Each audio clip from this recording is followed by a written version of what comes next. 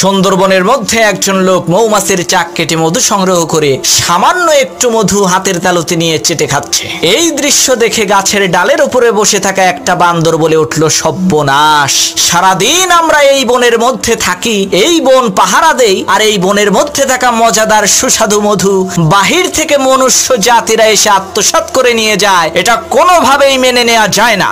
আজ থেকে বনের সমস্ত মৌমাছির চাক থেকে মধু আমরাই সংগ্রহ করব, কোনো মনুষ্য জাতিকে মধু খেতে দেব না। এই বলে সেই বান্দরটি একটি মৌমাছির চাক থেকে মধু সংগ্রহ করার জন্য যেই নাকি চাকের মধ্যে হাত দিয়েছে, সাথে সাথে লক্ষাধিক মৌমাছি একসাথে সেই বান্দরের উপরে ঝাঁপিয়ে পড়ে হুল ফুটালো, যার কারণে বান্দরের শরীর ফুলে মোটা হয়ে গেল। এখন অন্য সব বান্দরেরা তাকে দেখে বলে, আরে ভাই, এই একদিনের মধ্যে তুই এত মোটা হলে কি করে?